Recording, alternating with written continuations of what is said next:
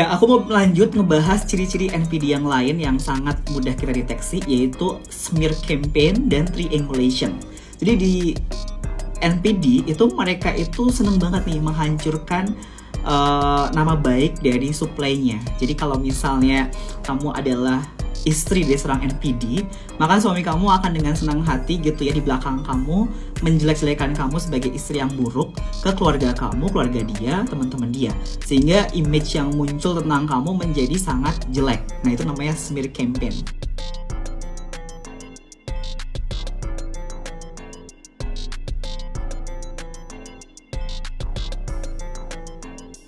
Proses smear campaign ini juga bisa dilakukan untuk mendapatkan korban berikutnya setelah kamu. Maka dia juga akan melakukan smear campaign tentang kamu kepada korban berikutnya untuk menarik simpati dari korban berikutnya. Misalnya, ya istri saya itu nggak pinter masak, dia nggak tahu cara ngurus suami. Nah, proses smear campaign seperti itu mungkin halus, tapi lo kan secara berulang-ulang sampai membuat orang yang mendengar tuh ngerasa bahwa nggak mungkin nih dia bohong. Selain smear campaign tadi, metode yang dia gunakan adalah triangulation atau mengadu domba. Jadi kalau misalnya dia ketemu si A nih, temenan sama si A sama si B, ketika ketemu si A, dia akan menjelek-jelekan nama baik si B.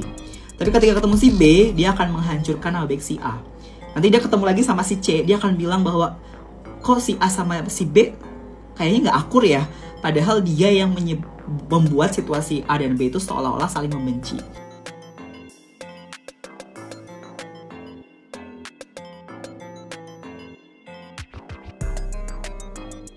Jadi proses triangulation ini sangat menguras energi kita, yang dia menyebarkan, mengadu domba, membuat situasinya menjadi konstan drama. Nah, nanti kita akan bahas kenapa seorang narsistik atau NPD itu butuh drama terus-menerus. Punya empati atau punya hati nurani gitu ya, itu adalah berkah yang Tuhan berikan kepada kita manusia untuk mengontrol supaya kita tidak berbuat dosa yang berlebihan atau bahkan menyakiti orang lain se-ekstrim itu. Nah, seorang NPD karena dia tidak punya rasa empati, tidak punya belas kasih, itu bisa menyakiti siapapun yang bahkan punya cinta kasih sama dia. Karena dia sebagai parasit gitu ya, nggak punya empati, dia tidak segan-segan menyakiti inangnya atau suplainya. Entah itu pacarnya, orang tuanya, adiknya, temannya, sahabatnya, gurunya, mentornya, bosnya, siapapun yang justru sangat baik sama dia.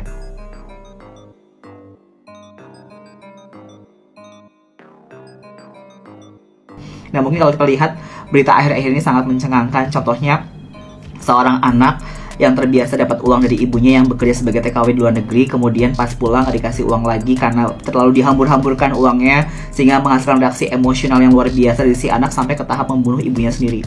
Orang macam apa yang tidak punya empati, tidak punya rasa belas kasih kepada ibunya sendiri yang bahkan memberi dia uang setiap hari gitu ya, setiap saat gitu kan. Nah, ini salah satu contoh dari orang yang tidak punya empati. Dia mampu melakukan itu, perbuatan keji seperti itu. Sebenarnya ada banyak sekali ciri NPD, tapi salah satu yang paling ketara itu tidak punya empati. Hubungan dengan NPD itu sifatnya transaksional. Jadi ketika si ibu sudah tidak bisa memberi uang lagi dan dia tidak mendapatkan uang lagi dari si ibu, maka dia dengan mudahnya mendiscard si ibu. Jadi memang sangat waspada, sangat hati-hati ketika kita berhubungan dengan seorang narsistik yang tidak punya empati seperti itu. Kita akan digerus habis-habisan secara emosional, finansial, dan banyak hal lah yang kalau kita terlambat sadari, itu akan membuat kita bisa mengalami banyak gejala-gejala mental health seperti depresi, PTSD, anxiety, dan lain-lain. NPD ini adalah gangguan kepribadian yang sangat kompleks, sehingga perlu penjelasan yang sangat panjang, sangat rumit. Tapi untuk mempermudah, biasanya ada beberapa kategori NPD. Jadi tipe overt, tipe yang terang-terangan gitu ya. Tipe yang mudah dipahami itu overt biasanya. Yang kedua adalah tipe covert, tipe terselubung, atau disebut juga introvert narcissistic, atau disebut juga vulnerable narcissistic ya. Jadi kalau overt itu kalian dengan mempelajari NPD itu mudah sekali mendetek kebohongannya, emosinya yang meledak-ledak gitu ya. Orangnya suka menyebar fitnah, reaktif terhadap suatu kejadian, sensitif terhadap kritik gitu kan. Nah, itu masing-masing lah berbagai cara mendeteksi seorang narsistik tipe overt.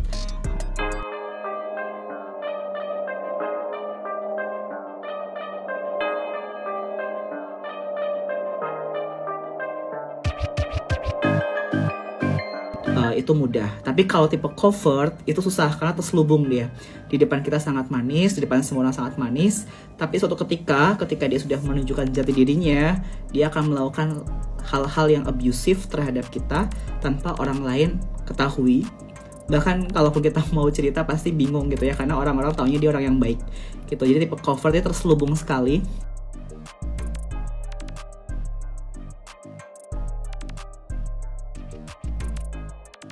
Ingat ya, orang-orang NPD itu mampu menyakiti orang lain dengan mudah tanpa merasa bersalah.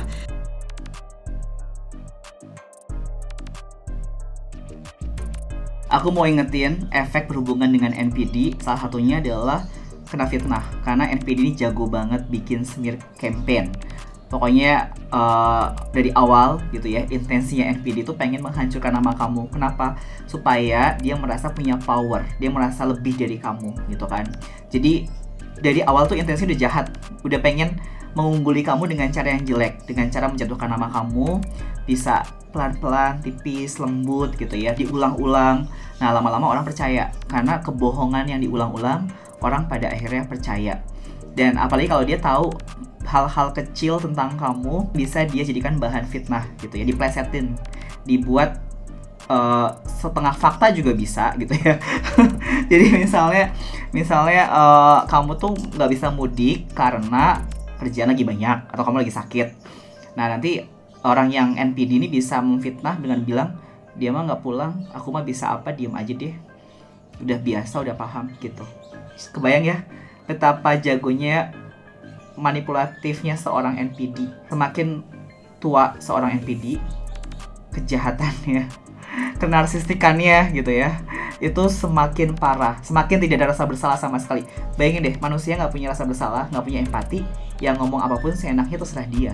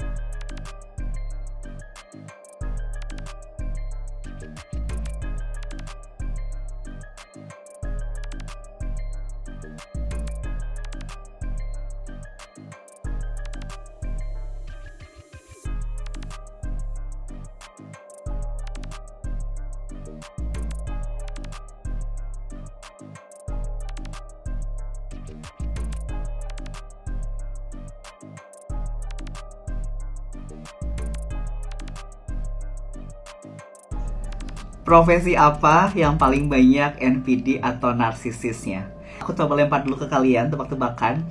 Kira-kira nanti aku bahas, kira-kira apa nih profesi yang paling banyak NPD-nya setelah kalian belajar NPD. Dari sekian banyak trait yang udah aku bahas, aku kasih clue ya. Misalnya narsisis itu kan merasa dirinya spesial, merasa bahwa dirinya itu memang entitled akan sesuatu. Egoistik, suka jago nih dalam smear campaign, suka memfitnah lah, suka menyebar desas-desus. Manusia dianggapnya tuh kayak benda aja, kayak perkakas. Terus suka sama janji. Nanti aku jelasin alasannya kenapa. Oke, aku tidak mau membuat video dan dikontenkan. Ya, aku bisa bicara sama Sarah kalau benar adanya. Nggak usah. Aku memang suka sama Selesai. Enggak.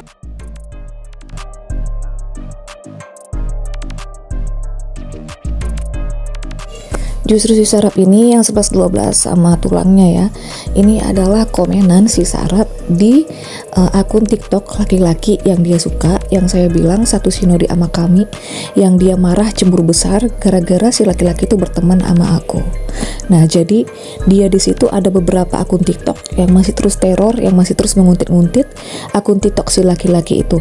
Nah ini bayangin, cuman karena komenan ada bahasa pakcik dan bucik yang itu kayaknya umum banget, katanya itu panggilan sayang. Aduh ini gila emang orang ini. Nah di chat ini justru aku yang bilang kalau dia itu udah punya pasangan, sebaiknya nggak usah didatengin atau aku diganggu lagi. Kalau memang aku yang ditolak-tolak, kenapa justru di foto profil WA-nya yang satu lagi itu gambar aku dipakai? Sementara aku nggak pernah tuh make foto PP ku itu foto dia, atau Facebookku yang lain tuh nggak pernah aku pakai foto dia. Kenapa dia pakai fotoku? Termasuk di Facebooknya yang satu lagi tuh yang cadangan, kenapa dia memakai PP nama artis idolaku?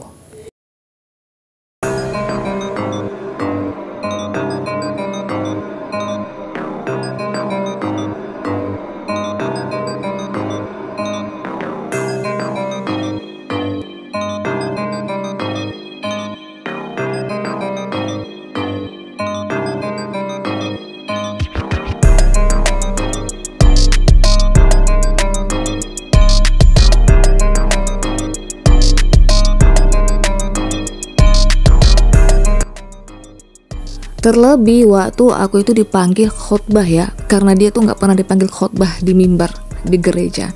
Jadi di sini pun dia sama sekali tuh nggak ada apresiasi, malah kelihatan datar dan kelihatan kayaknya ya kurang-kurang respect ya. Malah itu yang dikomentari, kenapa rambutku katanya kayak kering-kering, kostumku kurang begini segala macem. Ya aneh aja, laki-laki kayak perempuan. Nah jadi memang banyak hal yang dia nggak suka kalau misalnya saya tuh naik, saya itu masuk ke wadah mana atau apapun itu, dia nggak suka dengan pencapaian-pencapaian, dan dia merasa ada sedikit keinsecurean ya. Oleh karena itu dari dulu emang kalau misalnya saya punya masalah sama dia, salah satu tujuannya adalah menghancurkan saya, track record saya, nama saya. Itu emang dari dulu sudah dinarasikannya. Dan faktanya, sayalah Christy Depari yang berkontribusi membantu ujian dia sebelum dia pergi ke kapal. Nah, jadi sebelum pergi ke kapal itu mereka itu ada ujian dan itu harus dikumpulkan jam sekian tank. Waktu itu dia ada kesibukan untuk nganter bapaknya, and then dia minta tolong sama aku untuk nulis ujian dia. Jadi justru akulah yang berkontribusi untuk karirnya. Kalau tadi misalnya aku nggak bisa bantu itu, mungkin nggak lolos, dan mungkin teman-teman yang lain juga itu nggak akan bisa masuk ya, karena dia sendiri. Ya ibaratnya karena niras titik rusak susu sebelanga gitu. Fake feature, seneng membangun citra di ruang publik ya, dan malas di dunia kerja, nggak paham isu substansial. Dia cuma jago packagingnya aja, jago ngomong atau jago kerja di awal. Suka overclaim, suka ngeklaim kerjaan orang-orang menjadi kerjaan dia, menjadi karya dia. Nah,